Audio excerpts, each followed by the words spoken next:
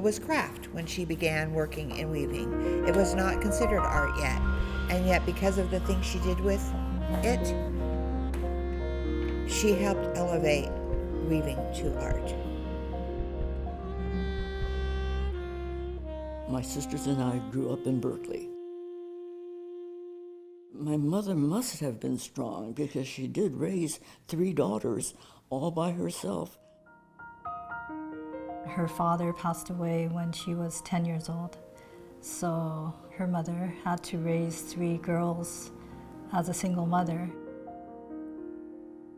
My younger sister and I played with paper dolls every day after school and all through the summer vacations. My favorite doll was Jane Arden. I drew hundreds of dresses for her.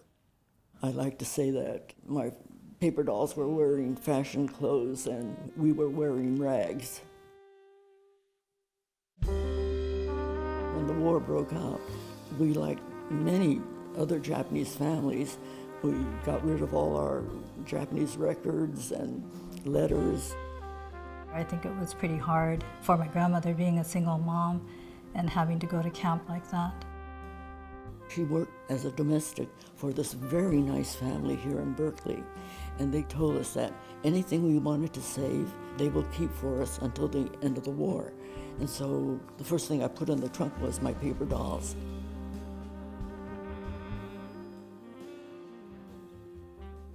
I was 16, when we were relocated, first of all, to Tanforan and then to Topaz.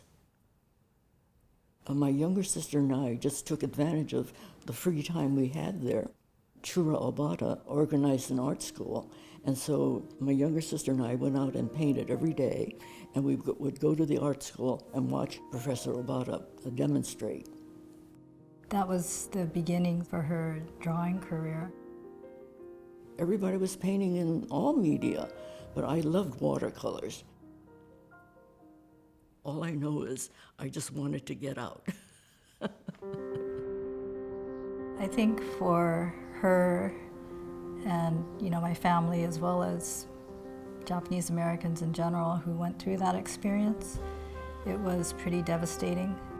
People lost so much of what they had, and in their case they didn't have a lot to begin with, so it really was like starting over. The government would pay our way back if we came back to California within a year. And indeed, they did come back and retrieve their things. And one of those was her paper doll collection that she made with her sister. I wanted to go to CCAC and study more art. And so I worked for a home for a while and then worked as a schoolgirl and went to College of Arts and Crafts. When I was taken to the weaving room at CCAC, I was just captivated by the loom. There and then I said, I've just got to go out and get a loom and do it. And so with the last $150 I had, I went to this studio and bought a loom. That's how I got started. We were living in a very small apartment. I like to say that I had to crawl under the loom to get into bed.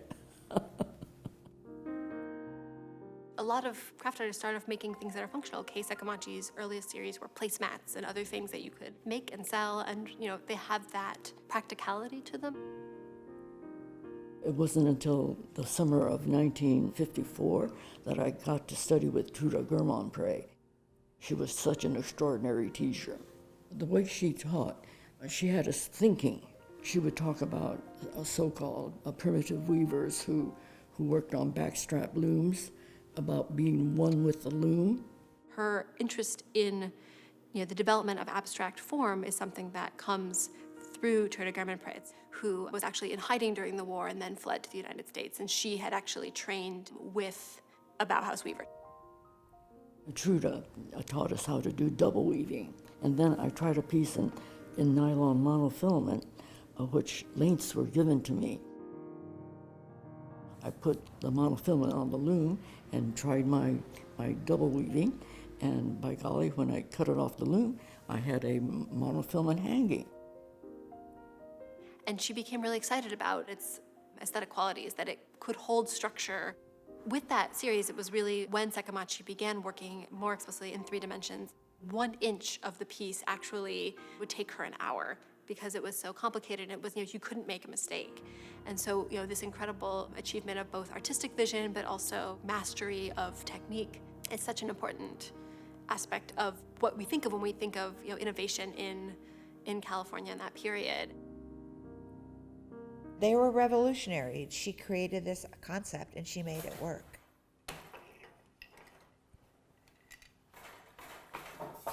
The first trip that she went back to Japan, she took her mother, my grandmother, with her, and they went back to the family home.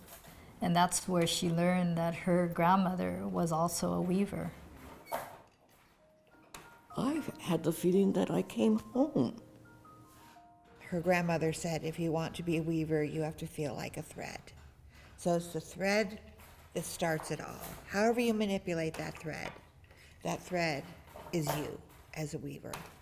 And I think that reassured her, that all the things that she was determined to be in her life began in her family, with women in her family that she never had the chance to meet, in a country that she never had a chance to be part of until she was a grown-up.